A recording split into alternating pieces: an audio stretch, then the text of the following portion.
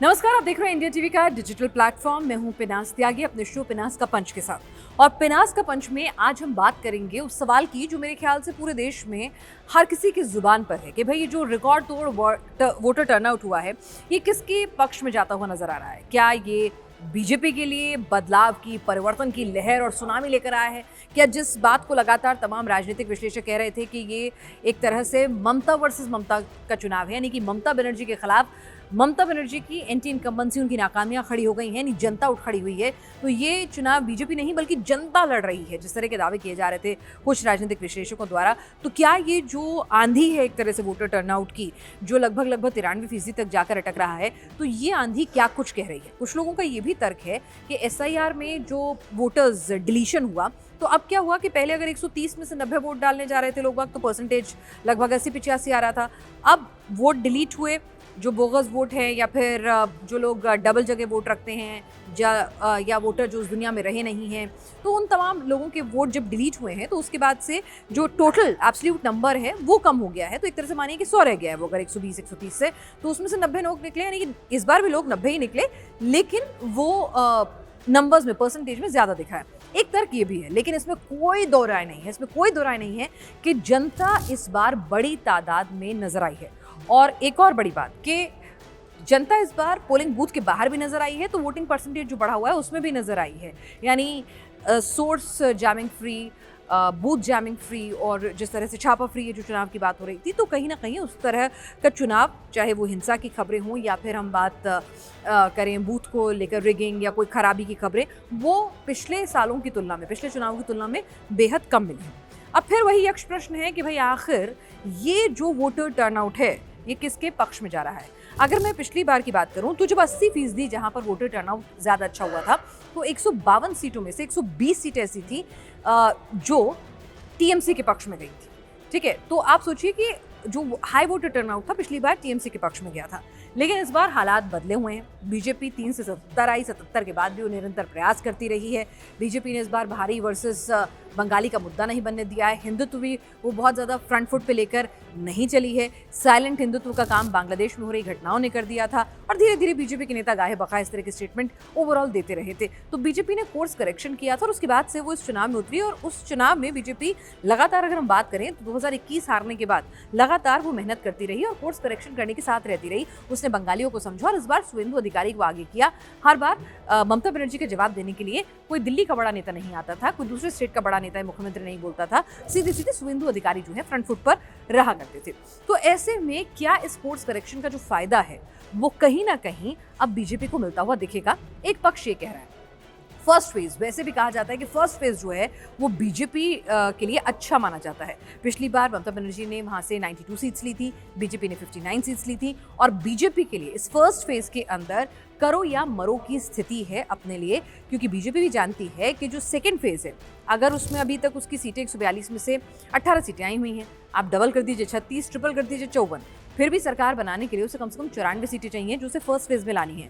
तो ये जो हाई वोटर टर्नआउट है, क्या वाकई में बीजेपी के नंबर को 152 में से 100 के पार पहुंचा देगा, या फिर हम ये कहें कि भाई ठीक है, यहाँ पर हो सकता है एडवांटेज बीजेपी हो, ये परिवर्तन का वोट हो, और दीदी के लिए अभी भी, दीदी ने हथियार नहीं डाले हैं, दीदी के लिए अभी भी सेकेंड फेज जो है वो बीजेपी के, अगर अज्यूम भी कर लें तो क्या उसके विजय रथ को रोकने के लिए सबसे बड़ी कड़ी, और इसलिए दीदी जान झोंक रही हैं एक तरह से पूरी तैयारी के साथ सेकंड फेज में। और सेकंड फेज दीदी के लिए एक तरह से सेकंड लाइफलाइन कही जा रही है कि ठीक है, एंटी इनकम्बेंसी का गुस्सा हाई वोटर टर्नआउट की शक्ल में अगर फर्ज कीजिए कि वहां पर उतर भी गया है फर्स्ट फेज में, फर्स्ट फेज बीजेपी की एडवांटेज पहले भी रही थी, 77 में से 59 सीटें उसी फेज से आई थी, तो इस बार अब जो ये अगला फेज है वो दीदी का स्ट्रॉन्ग होल्ड है। फिर जिसमें हम बात करते हैं साउथ बंगाल की और ग्रेटर कोलकाता रीजन की, तो वहाँ पर बीजेपी, खासतौर से भद्रलोक की बात करें जो कोलकाता रीजन है, वहाँ तो बीजेपी सिफर पर है।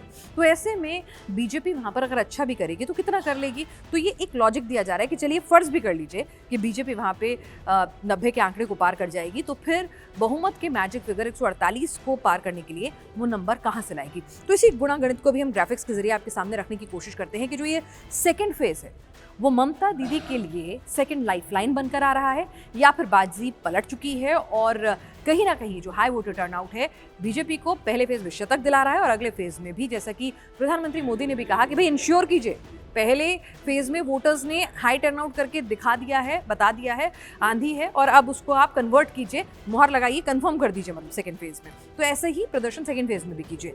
बीजेपी के नेता कॉन्फिडेंट नजर आ रहे हैं, लेकिन एक दिलचस्प बात ये होती है कि चुनाव में जब तक जितने फेज़ पूरे नहीं हो जाते हैं, इनफैक्ट रिजल्ट जब तक नहीं आ जाता है, नेताओं का कॉन्फिडेंट रहना जरूरी होता है, क्योंकि बाजी कहीं भी पलट सकती है। और अभिषेक बनर्जी भी कह रहे हैं कि सरकार हमारी बनेगी, ममता दीदी भी कह रही है सरकार हमारी बनेगी, बीजेपी भी कह रही है सरकार हमारी बनेगी। लेकिन ममता बनर्जी को बहुत ज़्यादा अग्रेसिवली मेहनत करनी है, क्योंकि अगर वो एक बार को फर्ज कर लीजिए मान लें कि फर्स्ट फेज़ में चीज़ें उनके हक में नहीं रही हैं, तो सेकंड फेज़ क्योंकि उनका स्ट्रांग होल्ड है समीकरण के लिहाज से, इतिहास के लिहाज से, संगठन के लिहाज से, तो वहाँ पर क्या वो कुछ अच्छा कर सकती हैं। अब ज़रा ये देखिए कि यहाँ पर क्या स्थिति यहाँ पर बन रही है। अब हम आपको दिखाते हैं कि क्या यहाँ पर है कि जहाँ पर 90% हिंदू हैं, वहाँ पर 33 सीटें हैं। टीएमसी जीती थी, बीजेपी के खाते में 10 सीटें गई थी।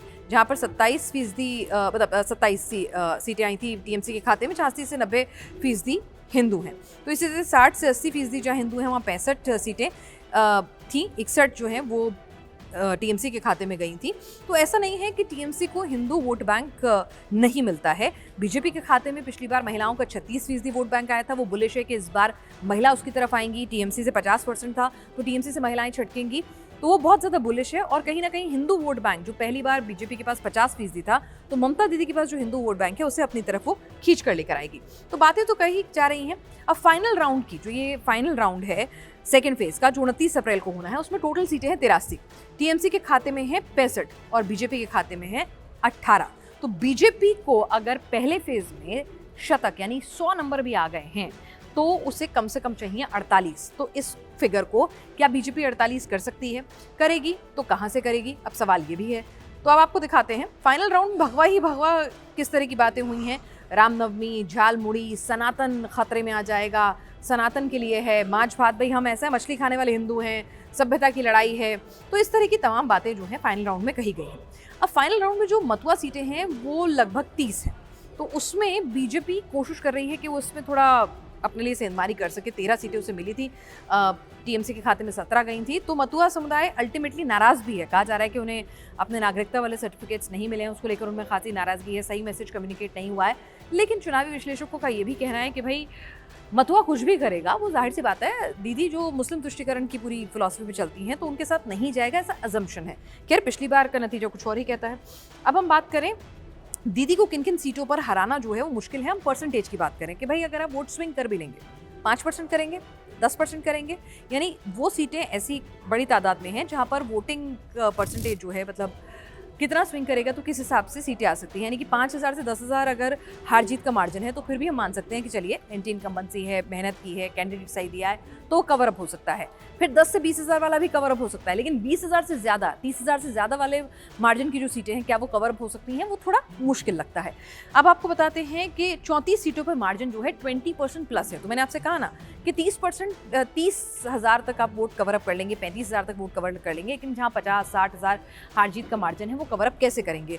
तो 20% से ज़्यादा मार्जिन वाली सीटें जो हैं वो 34 सीटें हैं, जिसमें बारानगर, श्यामपुकुर, मध्यग्राम, कुलतली, बजबज। तो यहाँ पर देखिए 21, लगभग 22, 20, 21 ही लगा लीजिए, से 20 तो राउंड फिगर करेंगे। तो यहाँ पर देखिए आप सीधे सीधे कि इन सीटों पर जहाँ इतना ह्यूज मार्जिन रहा था, बीजेपी अचानक से कुछ ऐसा कर देगी कि 20%, 21% का जो मार्जिन है वो कवर कर लेगी, थोड़ा मुश्किल लगता है। बसंती, हावड़ा दक्षिण, कैनिंग पूरब, भवानीपुर, कालीगंज, बरुईपुर पूरब, बेहला पश्चिम, तो ये वो सीटें हैं जहाँ 20% से ज़्यादा हार जीत का मार्जिन था। टॉलीगंज, पालाशिपरा, विष्णुपुर, कमरहाटी, मगरहाट पश्चिम, राजहाट, न्यू टाउन, हावड़ा मध्य, हरुआ, बरुईपुर पश्चिम, कस्बा, बदुरिया 26.51, महेश तला, मीना खान, मगरहाट पूर्वा तो 26, 26, 26, 29, 35। तो आप मान के चलिए मुस्लिम डोमिनेट सीट है, अगर वहाँ पे परंपरागत तौर पर बीजेपी का संगठन और नेता स्ट्रांग है, तो ये मार्जिन पाटना मुश्किल होगा। लेकिन जहाँ पर 5 से 10% मार्जिन होगा, वो फिर भी जीता जा सकता है। अब देखिए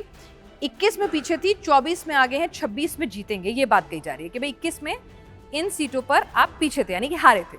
लेकिन जब 24 के लोकसभा चुनावों की जीत को अगर कन्वर्ट करें, वहाँ के नतीजों को कन्वर्ट करें, तो कुछ सीटें ऐसी हैं जिन पर आपने बढ़त बना ली थी, यानी कि रिकवरी कर ली थी। तो क्या 26 में वो रिकवरी जो है वो आपको जीत तक पहुँचाएगी? ये भी देखना दिलचस्प है। 21 में 18 सीटें बीजेपी जीती थी। 21 में औसत जीत का मार्जिन, अगर आप मार्जिन कर लें तो 15,000 मार्जिन रहा था औसत। ऐसा नहीं किसी पे 90 भी रहा होगा, किसी पे 5 भी रहा है, किसी पे 3 भी रहा है। 24 सीटों में 24 में लीड कितनी सीटों पे थी, यानी कि अगर हम एक बार को अज्यूम करें 21 का प्रदर्शन बेहतर करेगी, 24 में जब लोकसभा चुनाव हुए तो ये 18 सीटों पर जो लीड थी वो 27 में बढ़ गई, तो यानी कि 27 आने के चांसेस थोड़े और ज़्यादा बुलिश हैं। 24 में औसत मार्जिन क्या रह रहा है, 18,635 जीत का। अब हम बात करें कांटे की टक्कर में बीजेपी जीतेगी, ये हम क्यों कह रहे हैं कि भाई अगर यहाँ कहाँ से बीजेपी सीटें लाएगी, अगर हम 18 को 54 करें, 3 गुना करें तो कहाँ से आएंगी। अभी 18 सीटें हैं बीजेपी के पास, 5% से कम मार्जिन वाली सीटें बीजेपी जो हारी थी, यानी कि जहां पर हार जीत का अंतर 10,000 से कमोबेश कम रहा था, ऐसी 13 सीटें थी। तो 18 में आप 13 जोड़ लीजिए, मान लीजिए कि चलिए बीजेपी उसकी रिकवरी कर लेती है, तो 18 में आप 13 जोड़िएगा तो आपके पास 31 सीटें हो जाती हैं। फिर भी आपको जीतने के लिए चाहिए भाई 54 कम से कम। अगर आपने फर्स्ट फेज में जैसा आप दावा कर रहे हैं कि 110 115 आ गई हैं, तब भी आपको यहाँ से रिकवरी करनी है। हम 100 मान के चल रहे हैं, अगर आप जैसा कि दावा कर रहे हैं परिवर्तन की लहर है, सुनामी है जनता की। 10% से कम मार्जिन से कहाँ आ रहे थे, ऐसी 17 सीटें हैं। तो 20%, 25%, 15% का मार्जिन कवर अप करना मुश्किल है, अनटिल अनलेस वाकई में कोई ऐसी वेव ना हो जो हम सब नहीं पढ़ पा रहे हों और इतना गुस्सा ना हो। तो 17 सीटें ऐसी हैं जहां पर हार जीत का मार्जिन जो है 15,000 से नीचे 10,000 से नीचे था। तो 31 में 17 और जोड़ लीजिए, यानी कि आपकी 48 सीटें फिर हो जाएंगी। तो फिर भी आप सत्ता बनाने के, सरकार बनाने के करीब पहुंच सकते हैं अगर आपने 100 पहले फेज में हासिल कर ली, जैसे कि दावे तमाम बीजेपी के नेता यहाँ पर कर रहे हैं। तो कुल मिलाकर फिलहाल अभी हम बात करें तो यहाँ पर जैसे हमने कहा कि बहुत ही टफ रीजन है बीजेपी के लिए, संगठन के लिहाज से, समीकरण के लिहाज से, भद्रलोक के साथ ना देने के लिहाज से। साउथ बंगाल में 107 सीटें, 89 टीएमसी के पास में है और बीजेपी के पास 18, यानी कि सारी जो सीटें आई हैं ना 18 के 18 सेकंड फेज की 142 सीटों में से वो आई हैं साउथ बंगाल से। अब बात करते हैं ग्रेटर कोलकाता रीजन की। भाई भद्रलोक, पूरे हिंदुस्तान में भद्रलोक की पार्टी जो है एक तरह से middle class, upper middle class हिंदुओं की, कहा जाता है कि बीजेपी का एक नेचुरल इंक्लिनेशन है। लेकिन जब कलकत्ता की बात पहुंचती है ना, तो बीजेपी की जो सारी वेव है, जो सारी सुनामी है, वो धरी की धरी रह जाती है, माहौल पूरे बनते हैं। लेकिन ये एक रीजन है जिसे अभी तक बीजेपी, जिसे कहते हैं ना, हिट नहीं कर पाई है, उसे तोड़ नहीं पाई, उसकी चाबी नहीं मिली उसे। तो ये 34 सीटें टीएमसी के खाते में गई थी, 35 में से बीजेपी यहाँ पे 0 रही थी। तो क्या इस भद्रलोक को फाइनली इतनी मेहनत के बाद बीजेपी अपने पक्ष में कर पाएगी? ये तमाम फैक्टर्स हैं। और क्या कई बार ऐसा होता है कि आपको लगता है कि जब सेकंड फेज में चुनाव है, फर्स्ट फेज में अरे भाई इस पार्टी का माहौल बन रहा है, इसी को वोट दे दो, चलो, है ना, हंग असेंबली रखने से अच्छा है इसी को वोट दे दो। ये परसेप्शन भी कई बार बनता है कि हम अपना वोट क्यों खराब करें, हम अपना वोट क्यों डालने जाएं। तो ये तमाम चीज़ें भी, फैक्टर्स जो हैं वो रोल प्ले करते हैं। थोड़ा थोड़ा हम एक तमाम पॉसिबिलिटीज़ को यहाँ पर तलाश रहे हैं। तो ये डेटा हमने आपके सामने फ़िलहाल रखा है। तो ये आपके सामने पूरा डेटा है तमाम चीज़ों का, और किस तरह से अभी फ़िलहाल दूसरे राउंड में 142 सीटों पे टीएमसी की जीत, 123 पर, 18 पर टीएमसी रनर अप रही है। तो टीएमसी के लिए यहाँ पर एक एडवांटेज है। लेकिन जैसा कि बीजेपी दावा कर रही है कि सुनामी है, एंटी इनकम्बेंसी है, नीति से नाराज़गी है, परिवर्तन की लहर है, सिविलाइजेशन का चुनाव है, तो ये तमाम चीज़ें अगर वाकई में भाई ऐसा हो गया है, और ये हाई वोटर टर्नआउट यूजुअली परंपरागत तौर पे कहा जाता था सत्ता से उखाड़ फेंकने के लिए होता था, लेकिन बीच में हमने एक पैटर्न देखा कि प्रो इनकम्बेंसी में भी होता है। लेकिन इतना ज़्यादा टर्नआउट प्रो इनकम्बेंसी का वो थोड़ा अजीब लगता है। तो परमुटेशन, कॉम्बिनेशन, एनालिसिस चलते रहेंगे, इंतज़ार करना होगा हमें 4 मई का, और या फिर यूँ कहें 29 अप्रैल के शाम तक का, क्योंकि उसके बाद तमाम नेता है ना थोड़ा थोड़ा सच बोलने लगते हैं, क्योंकि अब जीत के दावे करने से कोई फ़ायदा होगा नहीं। और जो तमाम एग्जिट पोल्स होते हैं उनके भी नतीजे सामने आने लगते हैं, हालांकि वो कई बार गलत भी साबित होते हैं। तो फिलहाल ये जो सेकेंड फेज़ है ये बीजेपी के लिए एक चुनौतीपूर्ण फेज़ है, क्योंकि हर बार बीजेपी की जो सुनामी, जो वेव, जो माहौल है वो यहाँ के थमता है। खासतौर से ग्रेटर कोलकाता रीजन में से इस बारी बीजेपी की एक चुनौती है। और दीदी यहाँ पर पूरी ताकत झोंक रही है कि भाई अगर फर्स्ट फेज़ में गुस्सा निकला भी है तो यहाँ पर मैं सिंपैथी वेव लाऊं, अपना जो कार्डर पहले से मजबूत है उसे और मजबूत करूँ, और बीजेपी के विजय रथ को यहाँ पर कैसे ना कैसे करके रोक लूँ, तो फिर भी मैं अपना किला बचा लूँगी। ये सेकेंड फेज़ मेरे लिए क्या सेकेंड लाइफलाइन साबित होगा इस पश्चिम बंगाल के चुनाव में, ये लगातार कोशिशें दोनों तरफ से हो रही हैं। लेकिन बैटल ऑफ बंगाल की हर खबर, हर अपडेट, हर पहलू के एनालिसिस के साथ हम लगातार आपके साथ जुड़ते रहेंगे। फिलहाल आज पिनास का पंच में दीजिए मुझे इजाज़त।